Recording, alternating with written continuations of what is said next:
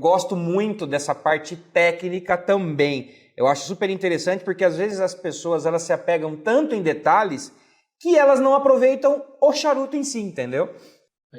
I agree. And look, this is where the internet is, it's your friend and it's also your enemy.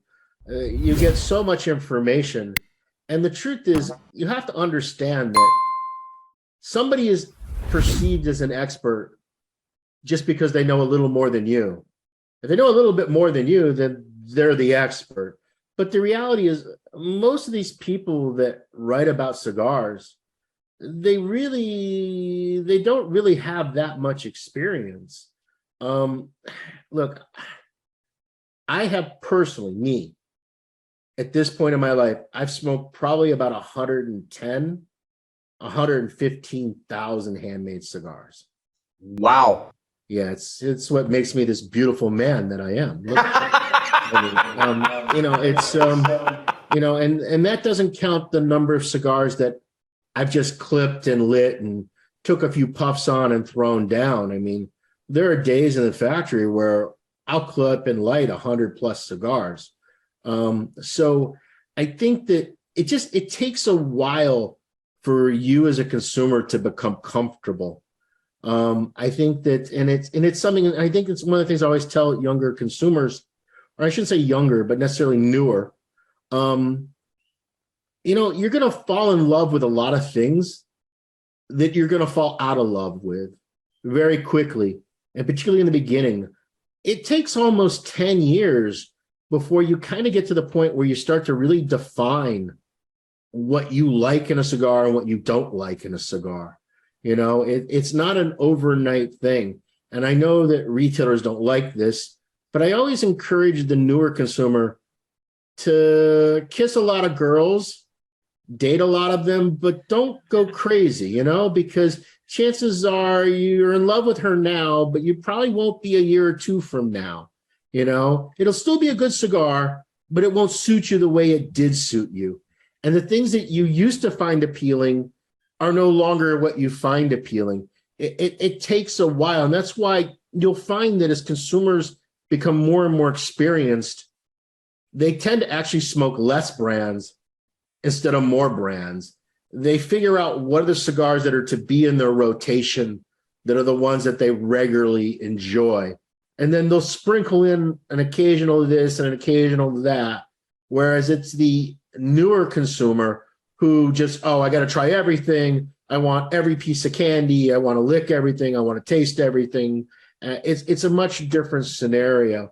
And I think that, I think it's just, again, it's human nature. I'm that way with whiskey.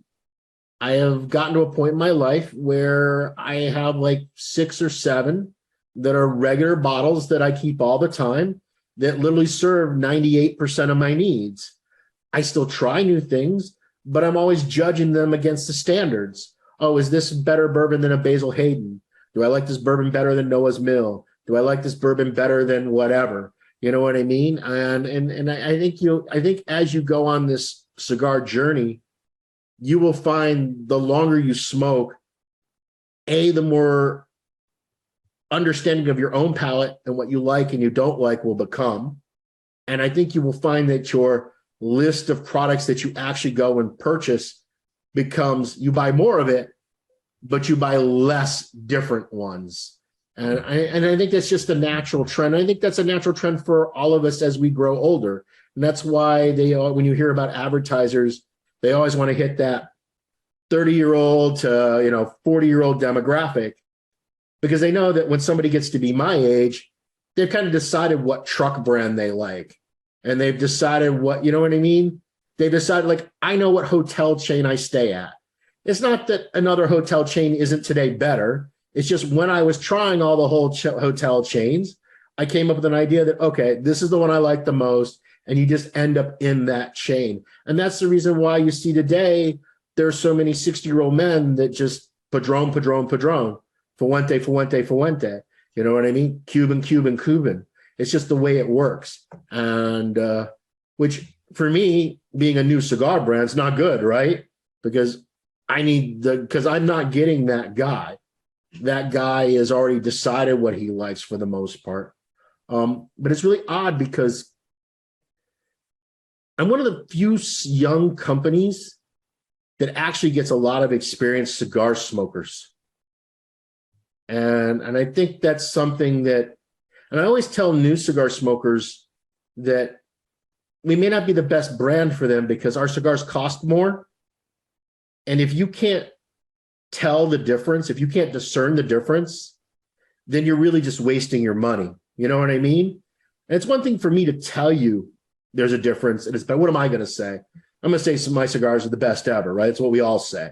It's the same nonsense no matter what. So what you need is you need the consumer to be experienced enough that they can come to that conclusion without being told. They don't need to be validated by a magazine or by a YouTube channel or by a ranking. At the same time, though, we on the manufacturer side, we love it. Look, Dunbarton Tobacco and Trust is the only company to have, in the last 7 years, we've been in the top 3 cigar every single year in the Half Wheel Consensus. There's never been a company that's done that. We're the only company that's been Company of the Year for 3 consecutive years, even though we're a little company. So look, it's not that we don't love the accolades, we do. And it's not that we don't use it to advertise, of course we do. You're trying to take advantage of everything. Because look, in the end, we're all selling Brown and Round and you light it on fire. So any little thing helps. But in the end, none of that really matters. What ultimately matters is what the individual consumer in their own bubble ultimately thinks. Because in the end, you are a purveyor of your own good taste. You know what I mean? I know what I hate oysters. I think they're disgusting. They're like snot on a shell. Okay? I don't get it. Millions of people worldwide absolutely love oysters. Are they wrong? No, they're not wrong. For them, they enjoy them. Me, I think it's disgusting. Now, charbroil them, love them. Deep fry them, love them. But I'm raw on the half shell. I'm kind of like, okay, yeah, it tastes a little like snot.